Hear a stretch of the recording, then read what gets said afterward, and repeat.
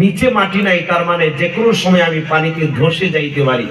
সে নামাজ ফালাইয়া দিছে দৌড়, কিন্তু সে চিন্তা করলো না নোটিশটা কে লাগাইল, নোটিশের সতটা কতটুকু, নোটিশটাকে আসলেই সত্য, স্লোগানটা এলানটাকে আসলেই সত্য কিনা, বাস্তব না অবাস্তব, সে এটার চিন্তা করে নাই।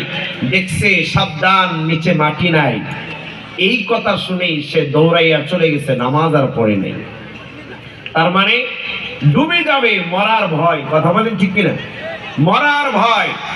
ঠিক তেমনি ভাবে নবীগণ, সাহাবী, তাবে অদ্যবধি পর্যন্ত উলামায়ে কেরাম, ওয়ারাসাতুল আম্বিয়া, তারাও আপনাদেরকে নসিহত করতেছে, ওই মাটি নেই যেই মসজিদের নিচে, ওই ঝুঁকিপূর্ণ যেই মসজিদটার নিচে মাটি নাই, যে কোনো সময় ডুবে যাইতে পারে। ঠিক তেমনি ভাবে এই পৃথিবীটাও এমন, যেই পৃথিবীতে তোমরা বসবাস করতেছো, এই পৃথিবীর নিচে কিন্তু মাটি নাই। যেই মাটি তোমরা দেখতেছো, নবীজি বলেন, আমি আধ্যাত্মিকভাবে খবর নিয়ে দেখেছি, আল্লাহ আমাকে জানিয়েছেন পৃথিবীর নিচে কিন্তু মাটি নেই, শুধু পানি আর পানি, যে কোনো সময় ধসে যাইতে পারে। কথা বলেন ঠিক কিনা? এই ভয় যদি আমাদের ভিতরে থাকতো, যে কোনো সময় ধসে যাইতে পারে, আমরা যার উপরে আছি ঝুঁকিপূর্ণ অবস্থায় আছি। আমার ভাইয়েরা, কিয়ামত হলো দুই প্রকার। কত প্রকার? আওয়াজ দিয়ে বলেন, কিয়ামত কত প্রকার? এক প্রকার হলো তাম পৃথিবীটা একটা সময় ধ্বংস হয়ে যাবে, সব কিছু আমরা যা দেখি আর না দেখি এক সময় ধ্বংস হয়ে যাবে।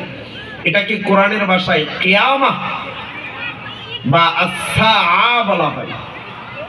আর আলাদা আলাদা ভাবে একজন একজন করে, নসরুদ্দিন একদিন মারা যাবে, বসরুদ্দিন একদিন মারা যাবে, আব্দুল্লাহ একদিন ধ্বংস হয়ে যাবে, মারা যাবে। এভাবে আলাদা আলাদা মরে যাওয়া, এটাও হলো কিয়ামত। এটাকে কোরআনের ভাষায় বলে মউত, মৃত্যু। এটা কি?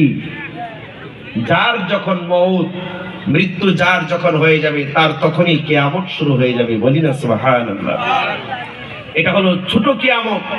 আর বড় কিয়ামত হলো সমূলে পুরা পৃথিবীটাই তছনছ হয়ে যাবে, মেসেকার হয়ে যাবে। আর ছোট কিয়ামত এটা হলো এমন যে সাধারণ সব ধর্ম মত অবলম্বীরা সকলেই তারা এক বাক্যে বিশ্বাসী, জন্ম যার হয়েছে মৃত্যু তার একদিন হতেই হবে। কথা বলেন ঠিক কিনা? আল্লাহ জানায়া দেয়,